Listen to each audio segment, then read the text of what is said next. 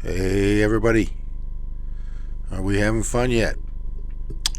Nice to see you again. It's Rick Elkin, and I'm back with one of my famous Twisted Lockdown movie reviews.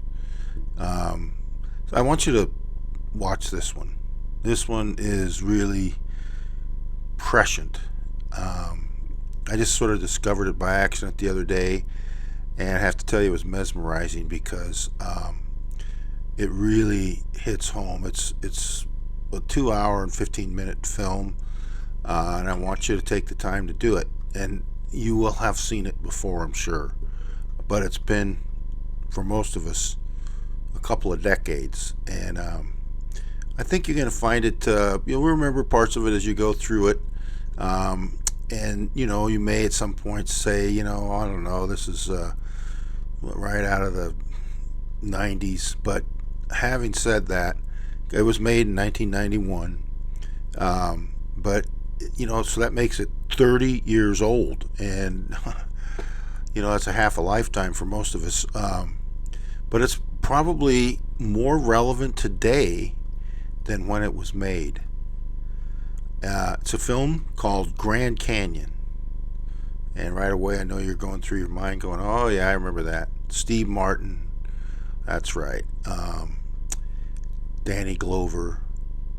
This movie's going to rock you, though, because when you watch what's going on in the movie in 1991 in Los Angeles, and you watch what's going on in 2021 in Los Angeles or in your community, I think you're going to be shocked. I know I was. And I don't know, you come away from the film wondering, has anything changed? But anyway, let me go into a couple of things. First of all, it stars, as I mentioned earlier, Steve Martin. You'll remember that. One of his first film roles outside of the comedy industry. Um, and also one of my favorite all time actors, Kevin Kline. In the film, Kevin Kline is driving home from a Lakers game. He runs into a bunch of traffic and he's wanted at home for some reason, and he needs to get there quickly, so he decides to take a shortcut. Well, his car breaks down in a dangerous part of LA. And I think you and I have all had something like that happen before. You find yourself out of your element and scared.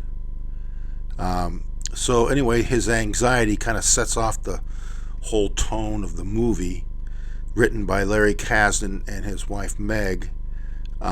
If there's one thing I could say about the film that's somewhat weak, it might be the pacing. It's a little bit awkward and sometimes slow.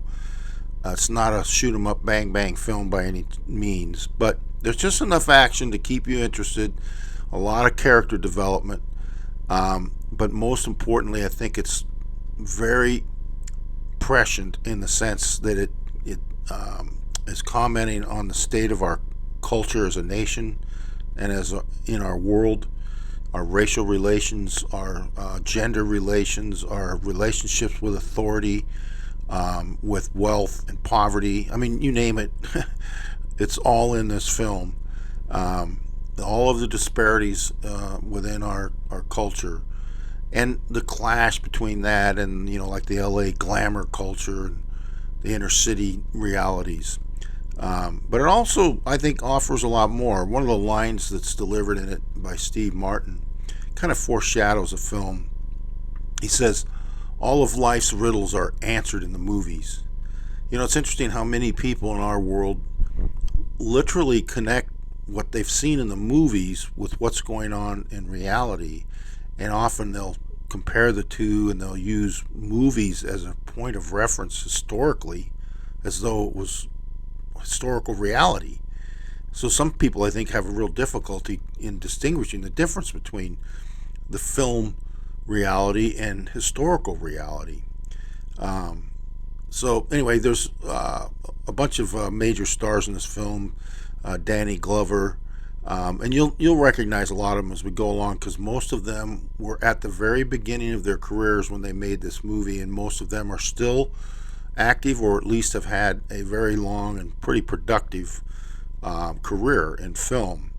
And So anyway, Danny Glover in the film asks his date, who's played by Alfre Woodard, who's an Academy Award-winning actress, um, do you ever feel like you're this close to being hysterical 24 hours a day? And she looks at him with sort of a smirk and says, "Honey, you're lucky if you feel that way. Everybody feels that way. The rest of the people are hysterical 24 hours a day." Well, if that doesn't reflect kind of the situation we're in this pandemic world, I don't know what does. Um, One other note I think is interesting. Throughout the movie, they cut in a shot of a helicopter flying overhead. Uh, Sometimes it's part of the plot, and other times it's like, why is that even there? And you never really see if it's a police helicopter or if it's a surveillance helicopter or what. But either way, in my mind, it's very symbolic of Father Time.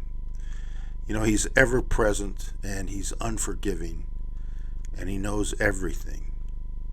And he reveals the purpose of the film, the helicopter does, by telling us that nothing ever really changes except for the depth of the Grand Canyon.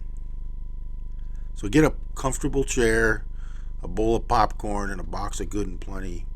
Settle down for 2 hours and 15 minutes. Watch some of these actors you've known for 30 years put on a great performance, an interesting and I think really relevant film that at the time was ahead of its time. All right, that's it for me. I'll catch you next time.